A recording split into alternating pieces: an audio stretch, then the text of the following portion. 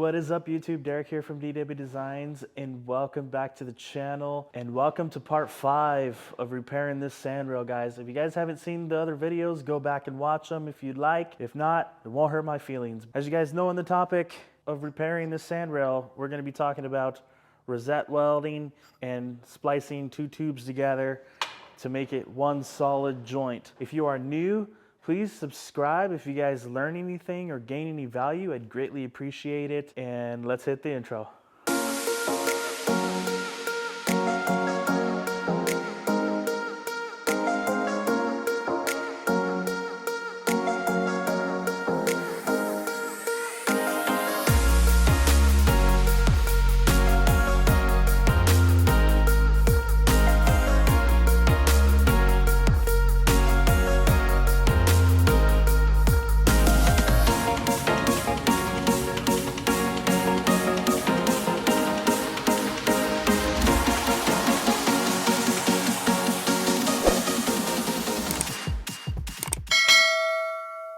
Before we jump into how to do rosette splice, join two tubes together in a strong fashion, I'm going to cover what I've done over the last couple days for you guys that have been following along on this project. And one of them is I did finish up welding these cracks in these tubes here and here. We did receive the tubing, so that was good. I went ahead and cut out a lot of the sections here that we didn't need, that needed to come out. This is where we're going to be starting, and it's going to come out and then go out to those points. So as you guys can see here, also I tried to keep the notch as best as possible so we don't have to re-notch anything. I cut it so there was actually a lot of leftover. You can actually see the old tube that was laying in here, and I cut it out right at that point and pried them out, and then sanded them nice and smooth. Now on Tuesday I got hung up because I had jury duty. I got called in to go to the courthouse, and it sucked because it took up most of my day. I was really upset, but that's done and over with. And on top of it, guys, I got these tubes bent up. These tubes here are for this section right here that we were just talking about, from here all the way out to here. I left that in there to show you guys here something in a minute. This, guys, is what I've done so far since the last video. I'm sorry if you guys wanted to see me cut everything out, but I just figured no one wants to see that. So, and if you do, let me know in the comment section down below. I apologize for it. So, all right, enough of me rambling on. Let's get to talking about rosette splices. Rosette splices can be used for many different things. They can be used for repair, like what we're doing here. They can also be used for, let's just say, you don't like the back half of your sandrail, okay? Let's just say you wanna shorten this up, or just redesign it all together, and you want to go off of these tubes here and start from scratch. You can do that, making it a solid joint with what you call a rosette splice. Now, the reason why it's called a splice is because there's two different pieces that have to go together, and then you weld them in the middle, and that's your seam where the splice is. But you put a tube on the inside of it, and you plug weld it on each side. Now imagine this tube here, which is 1 3/4 120 wall DOM, but on the other side, and this piece right here is going through the middle, just like this one, and it's plug welded here and plug welded on the other side, and then you have the thickness of your welding material gap in between, and then you weld that up as well where the seam is, and then you grind everything down and then sand it with a DA sander and make it nice and smooth so it looks like nothing ever happened. That is what a rosette splice is. You can do it in many different forms, shapes, or fashions. You decide where you want to put them, how you want to make stuff, that's all up to you. If you need to bend a tube and it's right in the bend, you can shove a tube inside the tube and bend it with it and then cut it out. There's many different ways to do it, but I'm going to show you guys the simplistic way of doing something like this. And that is just a typical rosette splice with two different pieces. Technically 3 if you have the other one on the other side. So as you guys can see here, I got this tube here, and this is actually technically pipe, and the reason why it's called pipe is because this was measured inside diameter, not outside diameter. This is 1 inch inside diameter pipe, which just so happens to fit perfectly an 1.5" 095 wall tubing. Now it's a little bit stiff right now, but it's because it's got a black oxide on it right now, which will get taken off later, so don't worry about that, guys. This is not an issue. As long as it fits inside the other tube is what really matters. Now, as I said earlier, a plug weld. If you guys don't understand what a plug weld is, it means you will take a drill bit and you will drill all the way through your outside tubing, not the inside tubing. You want to leave the inside tube out and completely intact, and then drill a hole all the way through, straight through. And then what you do is you weld it inside to out. So you're basically, think of it like you're drawing a circle inside of a circle, but you're welding, and then you're filling that up until it's nice and crowned, and then you sand it smooth and then DA it like I said earlier. Just wanted to clarify that real quick. So as you guys can see, this fits in there pretty nice. And one of the issues that we have is this is 095, 100% sure it's mild steel because there's a seam up the middle of it, and that's usually, at least from what I've seen, only in mild steel. I could be wrong, but my chromoly doesn't really have a seam that you can see, neither does the DOM, so I've only seen mild steel with a hard seam in it that you can actually see. So with that, we're going to 1.5 inch 120 wall DOM, which is thicker than this. So this pipe here has to be turned down on the lathe to fit inside of this tube here, which is 1.5 inch 120 wall DOM. Now, generally speaking, you want to stay with the same size tubing.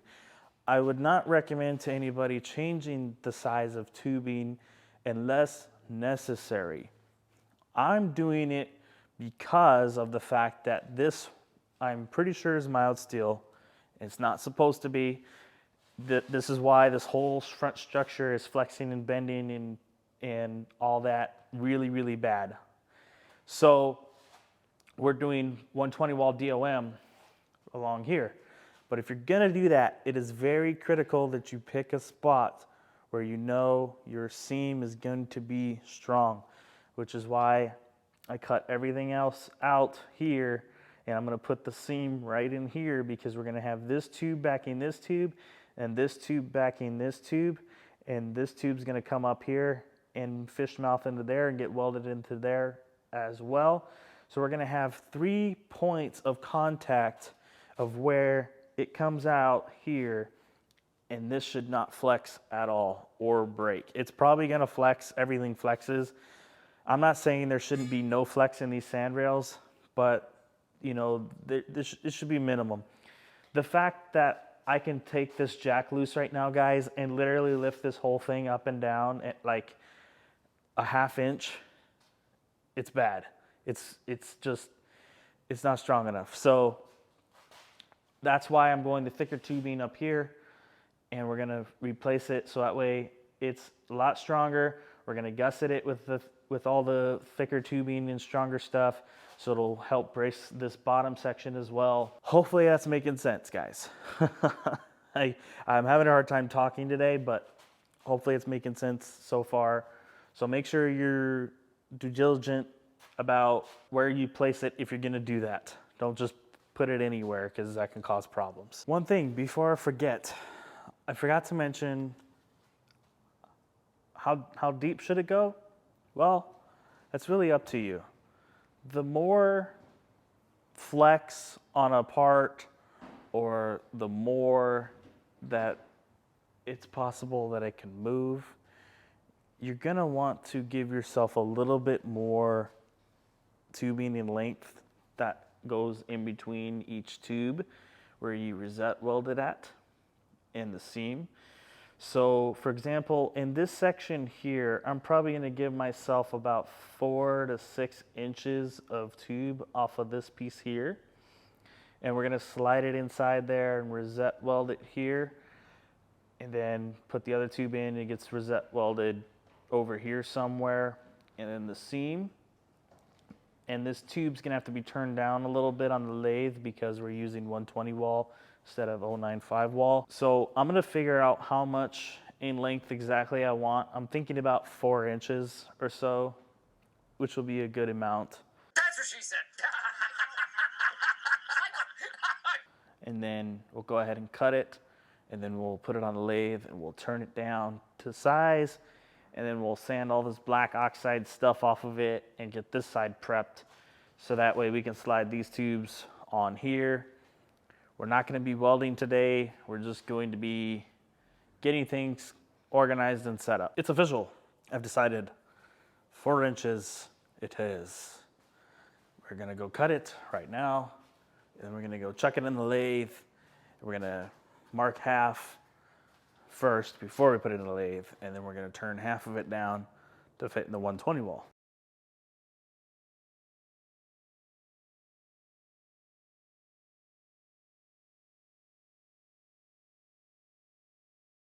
All right, so there's our piece.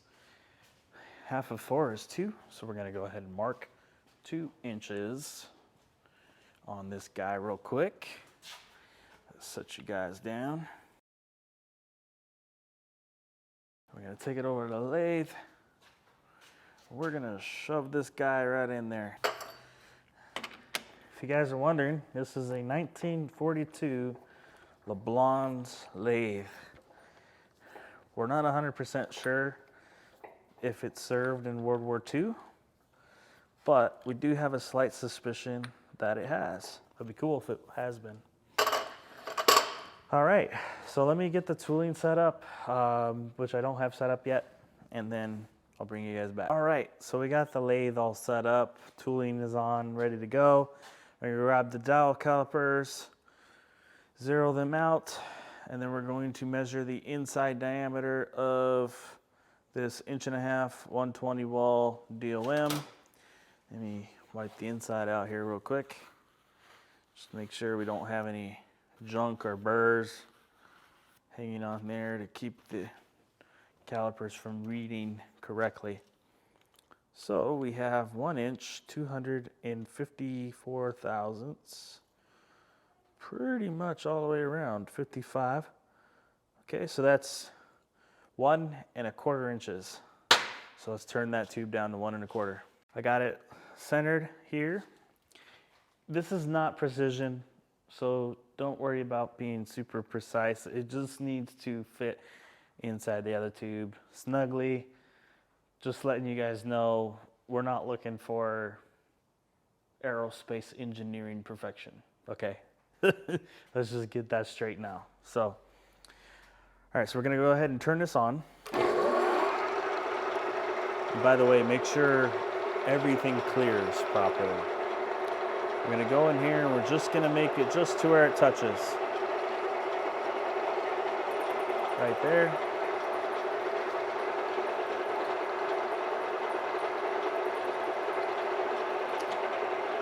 We're gonna go ahead and turn the feet on. We're just gonna do a light pass on it. And as you guys can see, it only took off a small section of it because the tube isn't exactly perfectly round, so it made it perfectly round. So we have 1 inch, 326 thousandths. So basically we only need to take off 100 thousandths to make it 1 1/4 inches. So we're gonna take off 100 thousandths to start with, and then we'll grab a tube and we'll check it. We're off the lathe.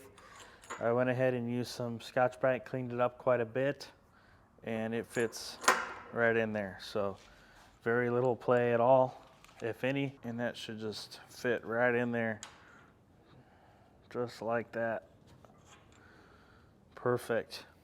And then that tube goes right there. And see that gap? That's exactly what you want. for your filler wire. And in fact, let me grab a piece of filler wire here real quick.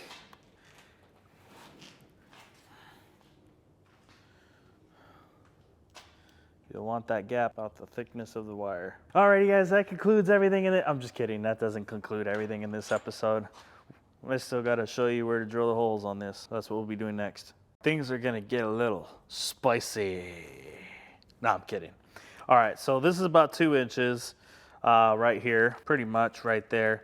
A little bit under, but that's okay. So what we're gonna do is we're gonna go right to the middle of that. We're gonna go 1 inch. Come on, focus. We're gonna go 1 inch away from the edge. And we're gonna center punch it, and we're gonna drill a hole all the way through, and then we'll slide our piece right back in there, and that'll be our plug weld number 1. And then we'll line that up there and slide that right on and see how it fits. And then if everything fits good, we'll do a hole in that as well for plug weld 2 on the other side. And then I'm gonna put my foot in your ass if you say and then again.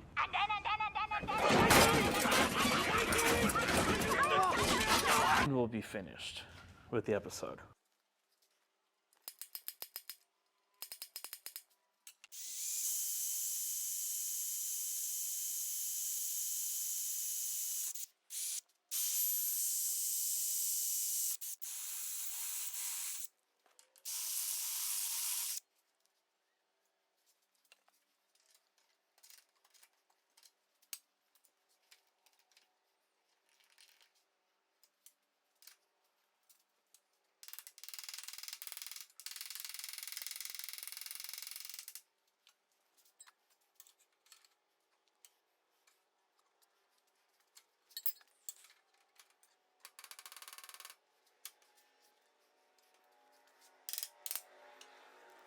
Whoa! All right, guys, so we have this tube on here, and man, does it look good. It's fitting nice and tight right here. It just drops in right there like it's supposed to. It is going right into there, and never mind the difference in gaps here because I didn't cut this tube perfectly straight. But this, guys, is what a plug weld is right here. As you can see, the other tube is inside there, not a hole going all the way through. So you'll plug weld that, and you will weld this seam right here, which, even though my crappy hand cut skill on that one sucks, we do have our proper gapping for our filler wire, which is great. So we have one rosette weld ready to go. If you guys can't tell, I'm really excited. This is really starting to come together, and it's gonna be bonkers when it's finished, if that's a word, but we're gonna make it one. Alrighty guys, thank you so much for watching and joining us in part 5 of repairing this sandrail and going over rosette splices with me. If you guys have any questions, leave them in the comment section down below, and I'd be glad to answer them for you. Alrighty guys, see you guys in the next one.